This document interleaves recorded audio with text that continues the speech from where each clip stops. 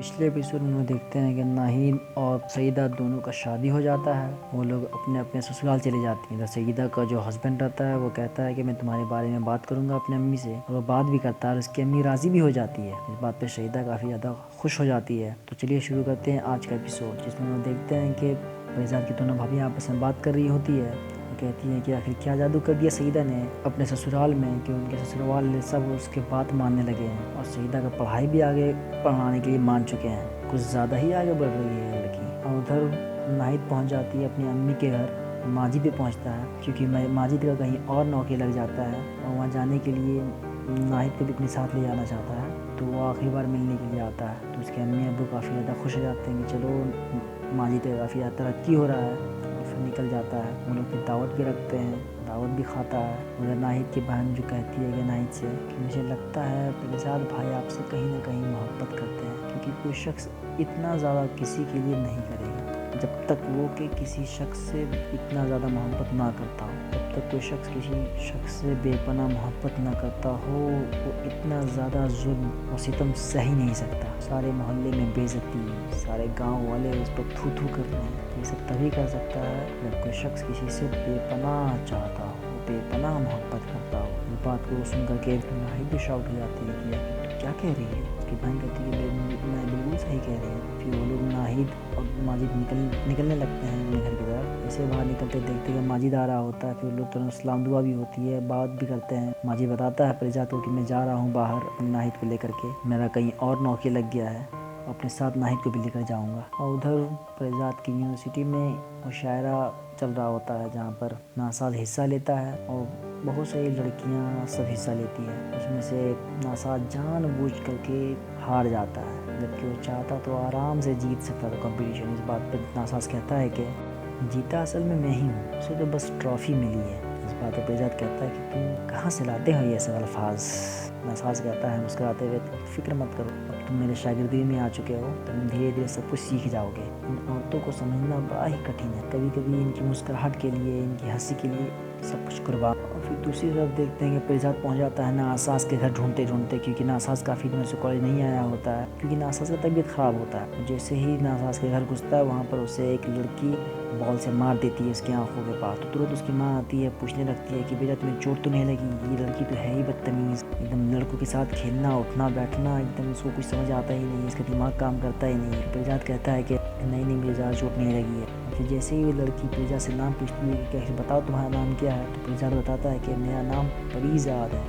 इस बात पर लड़की पूरा हंसने लगती है, कहती है कि तुम फरीजाद, तुम्हारा नाम तो कुछ देवजात टाइप का होना चाहिए। इस बात पर उसको झिड़कते हुए कहती है कि चुप करो, एक तो इस बेचारे को तुम मार भी दी और ऊपर से इस हंस भी रही। फिर फैजाद चला जाता है नासाज के रूम में, जहाँ पर नासाज से पूरा माजरा पूछता है कि आखिर इस लड़की के साथ क्या मामला है। नासाज बताता है कि बचपन से माँ बाप को उम्मीद थी कि बेटा होगा, लेकिन जब पैदा हुई ये बेटी तो सारा उम्मीद टूट चुका था। तो फिर सब कुछ बेटों की तरह करने लगी, पहनावा उठना बैठना खेलना कूदना सब कुछ लड़कों के साथ। बचपन तक तो ठीक था, लेकिन अभी काफ़ी ज़्यादा बड़ी हो चुकी। पहले लोग सह लेते थे मजाक समझ करके, लेकिन अब इतनी ज़्यादा बड़ी हो चुकी कि शादी की उम्र की है, लेकिन इसे ज़रा से भी अकल नहीं है। ये सब कुछ लड़कों की तरह ही करती है। इसका नाम भी देखो, बबली बदमाश रख लिया अपना नाम। और इसकी हरकत की वजह से इसकी माँ इसको कॉलेज भी नहीं भेज रही है, क्योंकि जब जाए किसी न किसी का सर फोड़ दे, किसी को मार के आ जाए, इसलिए बस घर में बैठी रहती है और लड़कों के साथ खेलते रहती है। इसके माँ बाप काफ़ी ज़्यादा परेशान हो जाते हैं बबली की इस हरकत की वजह से। फिर नासाज बताता है कि मैं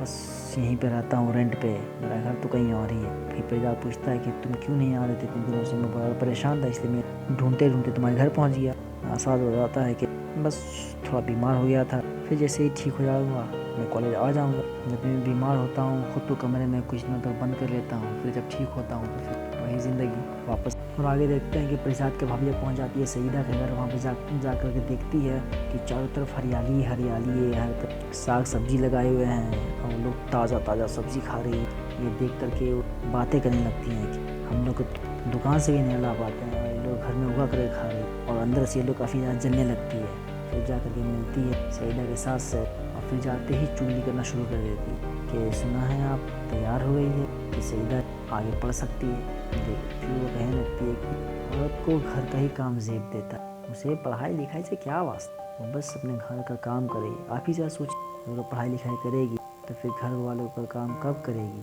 सास ससुर शौहर का काम कब करेगी। इस बात पर उसकी सास कहती है बात तो तुम ठीक कह रही हो। फिर उसकी सास सोच में पड़ जाती है कि वो जो इजाज़त दे रही है सईदा को आगे बढ़ने के लिए, कहीं वो कहीं गलती तो नहीं कर रही। आखिरकार परिजात के दोनों भाभी अपने मकसद में कामयाब हो जाती। और फिर जो सईदा की सास होती है वो अपने बेटे से कहती है कि सईदा अभी नहीं पढ़ सकती, क्योंकि दोनों भाभियाँ ने इस तरह से चुगली ही कर उन दोनों भाभियों से रहा ही नहीं कि ये पढ़ाई करे हम लोग रोटियाँ बनाए। हम दूसरी तरफ देखते हैं कि बबली के यहाँ रिश्ता लेकर के पहुँच जाते हैं, रिश्ते बबली को पसंद करने के लिए। लेकिन बबली को ज़रा से ही पसंद नहीं कि कोई लड़का वाले आए मुझे पसंद करे। फिर परिजात को काफ़ी समझाता है कि इस ज़माने की रीत है, लड़के वाले आते हैं, लड़की को देखते हैं, पसंद आया तो शादी करते हैं, नहीं पसंद आया तो फिर चले जाते हैं। इस बात पे बबली काफ़ी ज़्यादा गुस्सा हो जाती है कि आखिर इस रीत को बनाया किसने है, मैं ऐसी रीत को नहीं मानती। बल्कि लड़की को दिखना चाहिए लड़के को, ये तो लड़की का हक होना चाहिए। पता नहीं कौन कौन से लोग ऐसे ऐसे रस्म रिवाज बना देते हैं। बबली काफ़ी ज़्यादा परेशान होती है क्योंकि वो कहीं से भी शादी नहीं करना चाहती। और फिर वो परिजात को कहती है कि तुम मेरा काम करो, तुम जा करके लड़के को कह दो कि तुम मुझसे मोहब्बत करते हो। फिर वो लोग चले जाएंगे। परिजात पहले तो मना करता है लेकिन किसी तरह बबली से मना ही लेती है। बबली कहती है कि तुम हो तो अच्छे इंसान, तो प्लीज़ तुम मेरा ये काम कर दो। परिजात मान भी जाता है और ये काम भी कर देता है। और दूसरी तरफ देखते हैं कि सईदा के शौहर के दुकान में पुलिस ला जाता है एक शख्स के साथ, और वो शख्स कहता है कि तुम्हारी दुकान से सामान ले गए थे हम लोग, और तुम्हारे इस सामान से मेरी बीवी को काफ़ी ज़्यादा तकलीफ़ होता है और अभी वो काफ़ी ज़्यादा बीमार भी पड़ चुकी है। और इसी की शिकायत करते हुए वो आदमी पुलिस के पास पहुँच जाता है। आखिर इसको समझ ही नहीं आता है सईदा के शौहर को, आखिर वो करे तो करे क्या। बल्कि वो कहता है कि मेरा सारा सामान A1 होता है, बिल्कुल परफेक्ट होता है। आप चाहे तो यहाँ के लोगों से, आसपास के जितने भी दुकान हैं उन सब से जा करके पता कर सकते हैं, अपने सामान को चेक कर सकते हैं। पता नहीं आखिर ये शख्स कहाँ से ये कॉस्मेटिक लिया है और मेरे उनकी बीवी को ये तकलीफ़ हुई है। लेकिन पुलिस वाले बिल्कुल भी नहीं सुनते। वो कहते हैं कि अब तुम्हें थाना जाना होगा, वहीं पे जाकर के सारी बात की जाएगी। और फिर पुलिस वाले उसके दुकान में शटर लगा देते हैं और फिर अपने साथ सईदा के शौहर को ले जाते हैं। सईदा के शौहर को आखिर समझ ही नहीं आता आखिर हो क्या रहा है।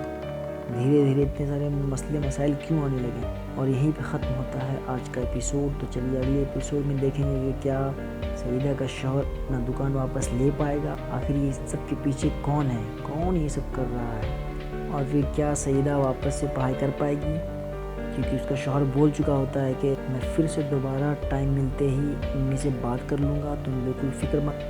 तो सईदा भी अपने दिल को तसल्ली दे देती है कि मेरा शौहर बिल्कुल ये काम करेगा। तो चलिए देखते हैं आखिर अगले एपिसोड में होगा क्या सईदा का पढ़ाई आगे हो पाएगा या नहीं, क्या दुकान इसके शौहर को मिल पाएगा या नहीं, और क्या होगा इस कमाल का कैरेक्टर बबली के साथ, जो है तो एक लड़की लेकिन इसका पूरा का पूरा कैरेक्टर एक लड़का पे बेस्ड है, पूरी तरह से लड़का बना हुआ है। क्या परिजात को आगे चल कर के सच में कहीं मोहब्बत ना हो जाए बबली से। इन सारे सवालों का जवाब जानने के लिए बने रहिए हमारे चैनल के साथ। तब तक के लिए खुदा हाफिज़। चैनल को सब्सक्राइब करें, लाइक करें एंड कमेंट करना ना भूलें।